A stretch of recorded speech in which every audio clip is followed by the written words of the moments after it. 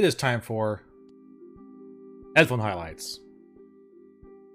And once again, I have to apologize for breaking out of our IEM category. It's obviously not really an IEM category anymore. It's just kind of a whatever is on hand until I am done with the stuff I really want to talk about, and then we go back to IEMs. But again, because of the relevance of where it is right now, I want to talk about it. Because this has a ridiculously weird name. I need to have my stat sheet up. Here's what we got today. Yep. Ta-da. These are the Hifiman HE-R7DX. They are yet again another collaboration with Hifiman and Drop, or formerly known as Mass Drop. Hence the X, and hence the Drop screen print right on the cup there. So these are interesting because Hifiman is, they're well known for their planars. That's their bread and butter, planar headphones. But these are dynamic driver headphones. Now, we have looked at dynamic driver Hifimans before, but I'm a great big idiot, and I forgot that these are dynamic drivers. These are the HE-35Xs we talked about a good while ago. And I did an entire headphone highlight of these stupid things, constantly calling them planars and asking why do they exist when the 4XXs are right there. When these are not planars, these are dynamics. And I'm an idiot because the whole reason I bought these is because it was the first dynamic headphone from Hifiman that I've heard of. And I was curious to see what that would sound like. That's why I got these dang things. But I completely forgot about that. And did, like I said, did an entire headphone highlight calling these planar headphones when they are absolutely not. But these are the only other Hifiman dynamic driver headphone that I own. And probably the only other one that I can remember off the top of my head that they even make. Dynamic drivers is not something Hifiman does.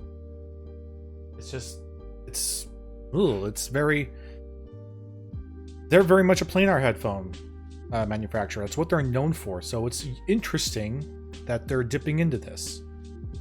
Obviously, this is very different from those 35Xs, but also you're seeing some similarities to the 4XXs. This headband in particular, basically everything besides the actual cups here, this entire headband structure is just what we have in the 4XXs, which I really, really like. I really like this headband.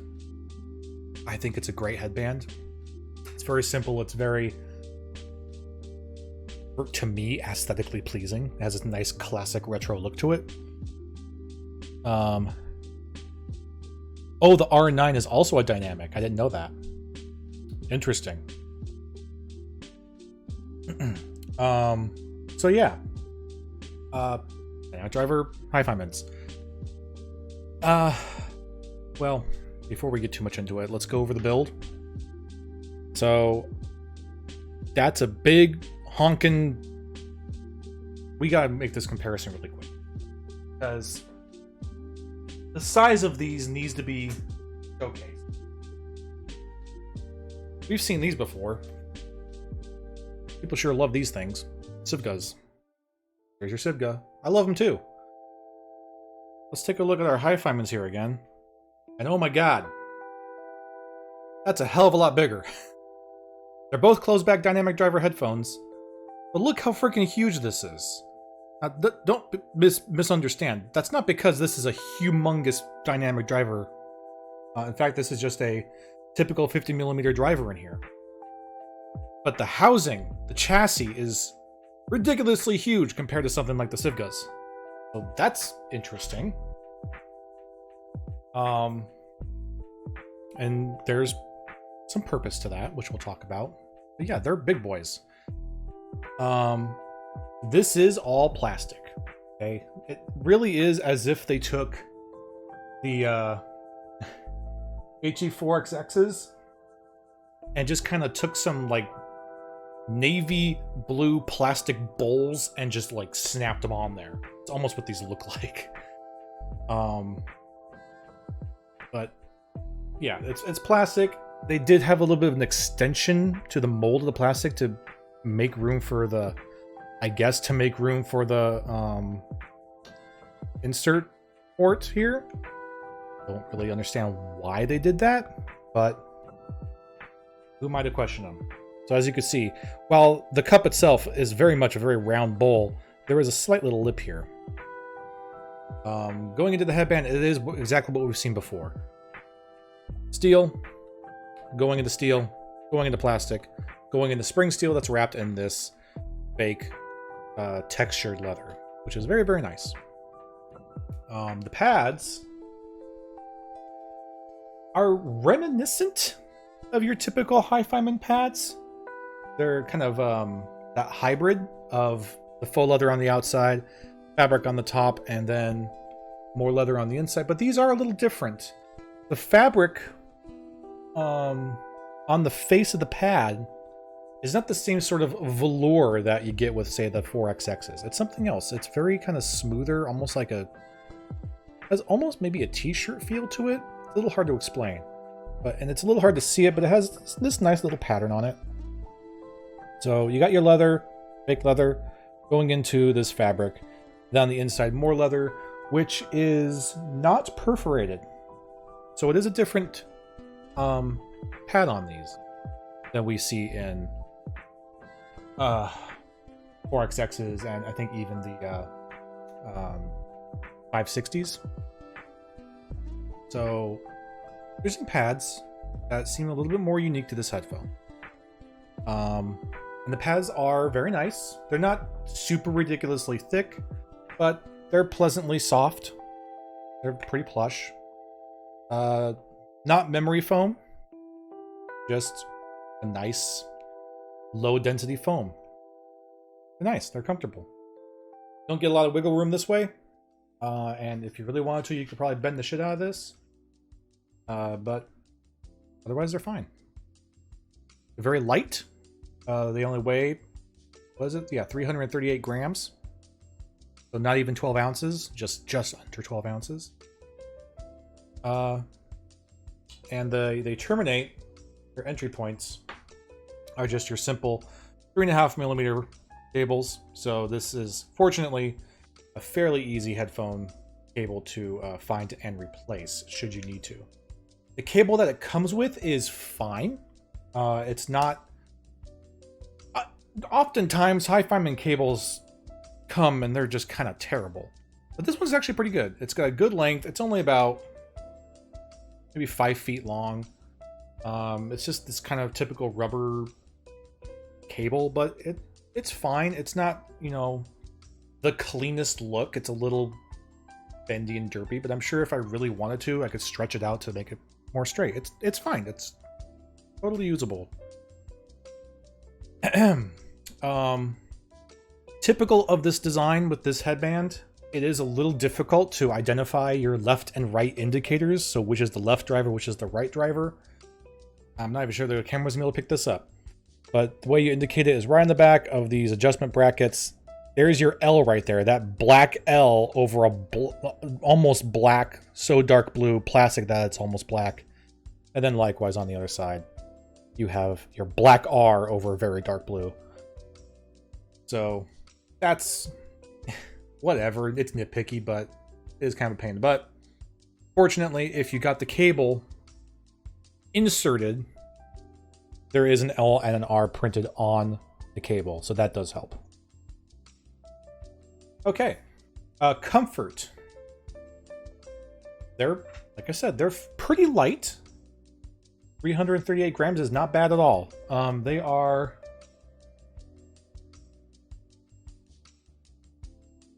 I'd say on par with the Sivgas in terms of weight. Sivgas might even be a little bit heavier. I don't have the Civga stats up right here, so I couldn't tell you for sure. But the Civgas do feel like they're maybe a little bit heavier. Yeah, it's tough to see. Big for big ears? Well, I didn't go over that really quick. These are decently sized pads, okay? They're a healthy 3-knuckle tall and a good 2.5 knuckle wide. So when I wear them, my ear is not... Okay, so it seems really work for some. There we go. All right, so if I adjust it just right, my ears are just barely touching the inner edges of the pad. So it's a good size pad. And it's not, even though this, if you're looking at it from this end, this is absolutely round. It really could not be more round than for the lip here. But if you look at the pad itself, it's more of an oval shape. It's not a perfectly round ear pad, because what they are doing here is rather than having the pad match this bowl on the chassis, they're having the pad stretch all the way down to this section, this lip here. You can see the transition. It goes all the way down to the lip, rather than just covering the actual, like, driver housing. Kind of weird. Not sure why they did it that way, but it is what it is.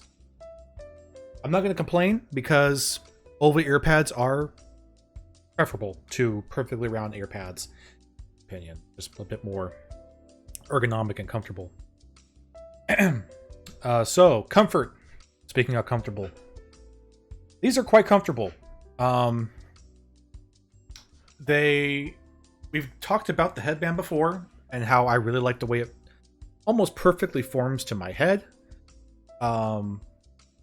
It's even, again, just like with the 4XXs, it is still doing that. This headband is just barely lightly resting on my head. It's not causing any pressure points anywhere on the top of my head. And the clamp force is very weak.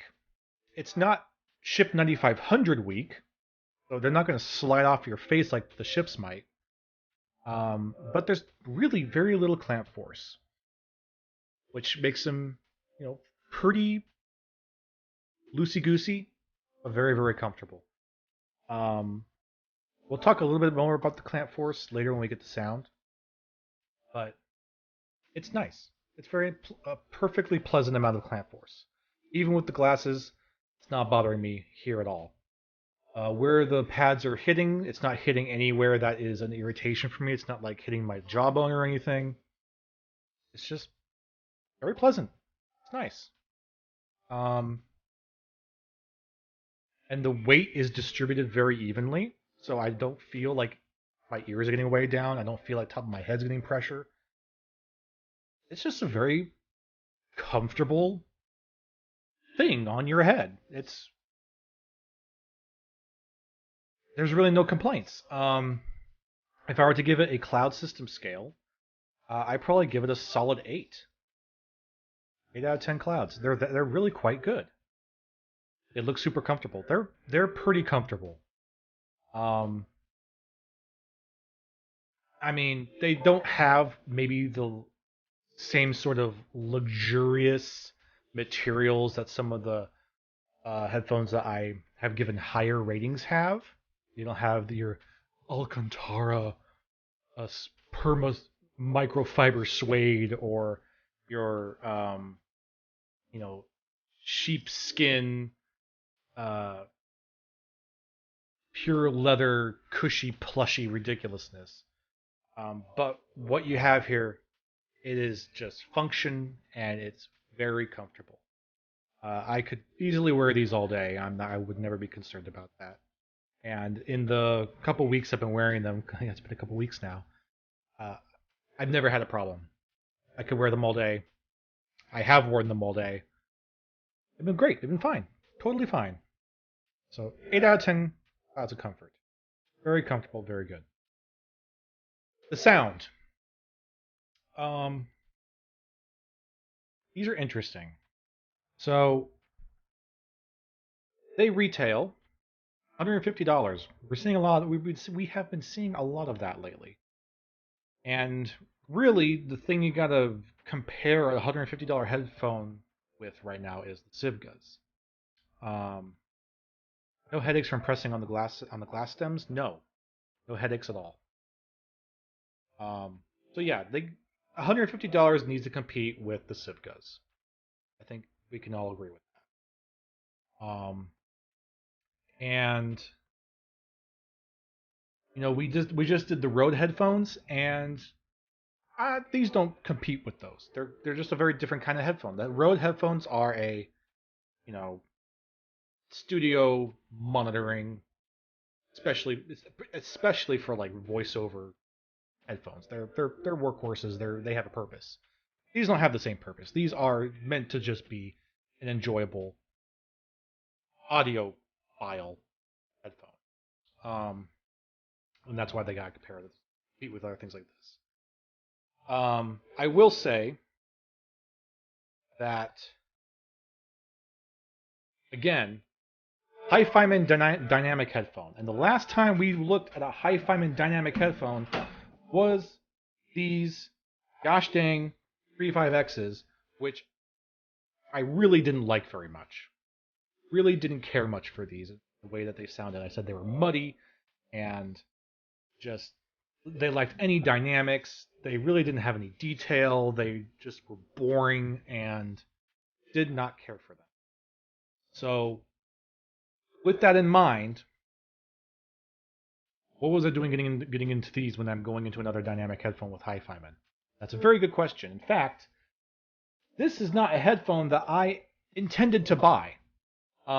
This has been out for a little while now, and when it came out, that was exactly my impression. Was I already tried a Hifiman dynamic, and it really wasn't great. So there was my first red flag, and then the second red flag is I don't really like the way these look.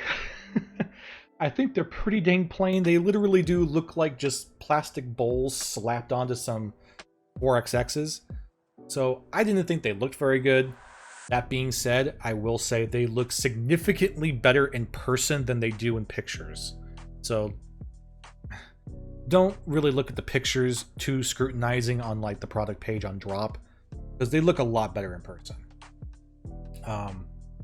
So yeah, I didn't really like the way they looked, and my experience with Hifiman Dynamics was not impressive. I really didn't have any interest in buying these. But in the last couple of months in particular, and I think it's the last couple of months because these have started to drop down in price, or at least they've been going on sale a lot more frequently. More people have been getting them, and more people have been talking about them. And people that I follow and that I respect kind of like them, like a lot. They like them a lot.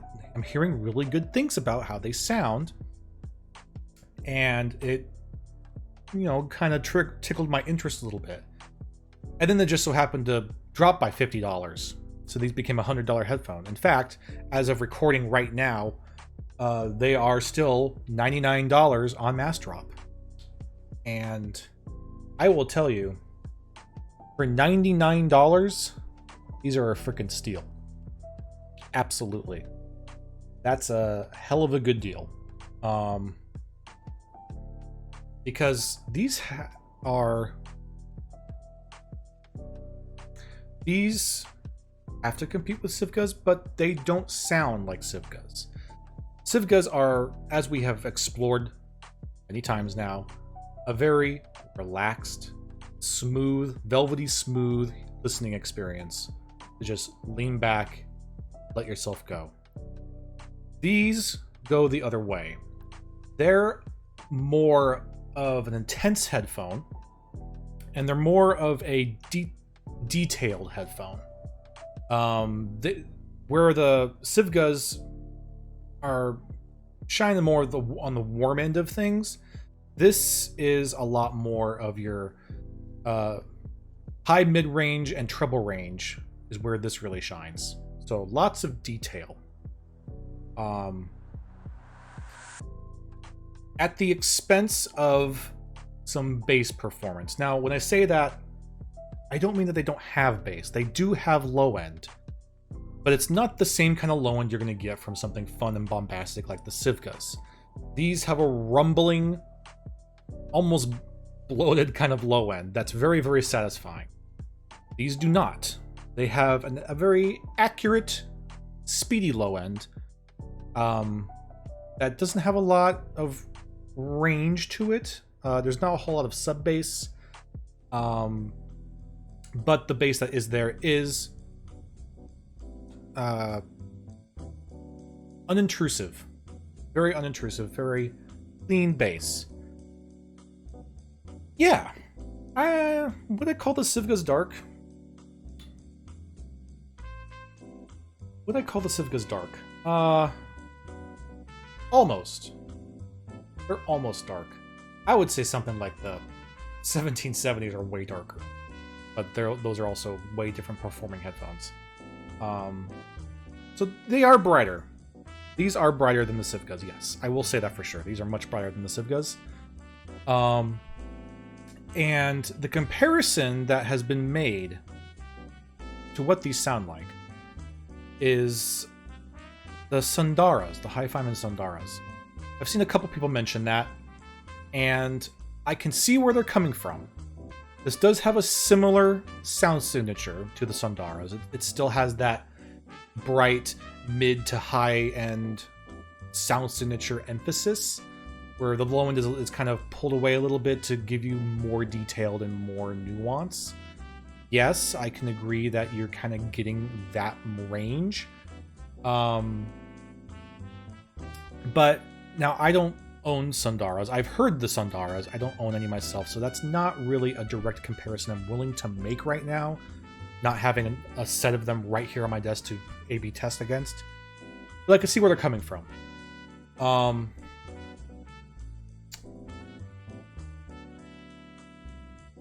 They sound really, really good.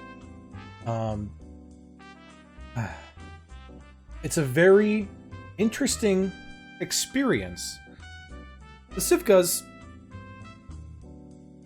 don't have a huge amount of soundstage, so I never really talked too much about these sounding like they had a lot of space to them. These, however, even though they're a closed back, these sound pretty huge. And it's not necessarily a soundstage thing, because they still don't have a huge, tremendous amount of soundstage. But this is a significantly bigger surface area for sound to travel through and bounce around in than, say, this. That's a huge difference in terms of size for that driver to sit in and do its thing and perform and bounce things around. And because of that, somehow this bowl is giving this sense of enormity. There is still some soundstage. It's not tremendous. It's, I don't know. It's probably pretty similar to something like the 6XXs in terms of soundstage, where it's not huge, but it's around here, and that's still pretty good for a closed headback, right? I'm sorry, closed back headphone. Does the sound decay affect clarity? No, it doesn't. Which is very interesting. Even though you got that sound reverberating in here, they must be channeling it in such a way that it's using the space to give you a sense of size and enormity without that clarity getting muddied up by, the sound frequencies bouncing around. So it's very, very clear while sounding big.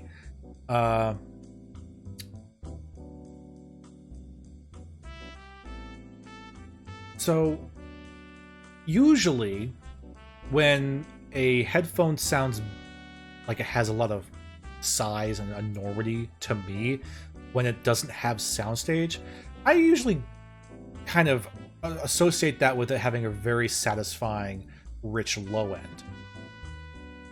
And as I already explained, this doesn't really have a whole lot of low end. So they're doing something in that middle range and that the vocals, and then that low to high treble range. It's fast, it's natural, it's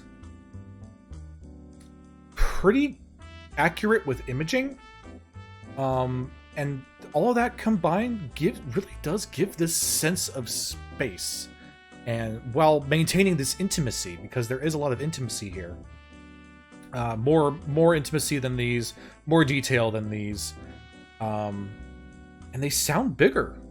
They sound bigger, a lot more presence in these headphones. They're really cool. They sound a hell of a lot better than I was expecting them to sound like. They sound an absolute astronomical unit of measure better than these. And for $100, it's absolutely ridiculous. That's such a good deal to get headphones that perform this well for $100. $150 is still a pretty darn good deal for these. But you know, there's just a lot more competition there with your Sivgas, your Rhodes, your 4XXs, whatever. There's so many other things in that range, but at $100, oh my gosh, nuts. The MDR-R10 was Sony's experiment on that. It worked out, but look at how those look like. I'll have to look those up afterwards. The MDR-R10s. I feel like I should know what that is. MDR-R10 Sony. Oh, yeah! Wait. What? Yeah! God, those things are freaking weird. Yeah. They got those weird shaped giant bowls, are almost look like clogging shoes. God, that's so weird. Yeah, it's like, I don't know. These manufacturers are just trying all these new experiment things. I don't know. But this is really working out. I think they look pretty silly, but I can't argue with the results. This hugeness around the driver is somehow giving me this sense of enormity while maintaining clarity and detail. So they're excellent headphones. That being said, if you still are more in the flavor of I want to have a really smooth, chill, warm, and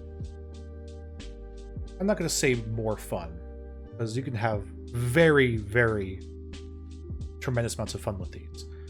But if you want that smoothness, then you're probably still better off with Sivgas. But man, they're not the same sort of use case as like the Rhodes, right? Because the Rhodes, we talked about that.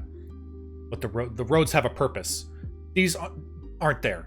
They're not purpose built like the Rhodes are.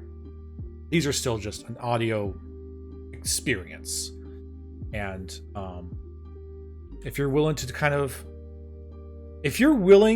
to traverse and have yourself a little journey away from the almighty bass range and just try to embrace a more mid and high-end focused frequency, just give it a try. Try it out.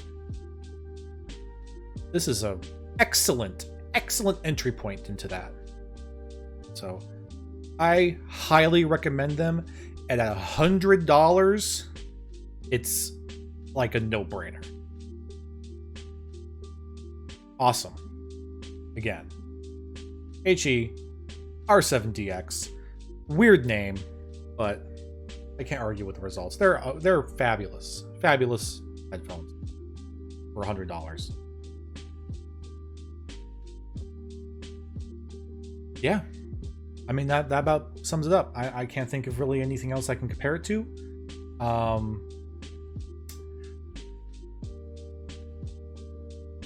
Yeah, man. I mean, I don't mean to be lackluster here, but here at the end, but really, genuinely, if you want to try something that's not just bass cannons, there you go. They're dynamite. Love them. All right, let's get back to the game. Joop.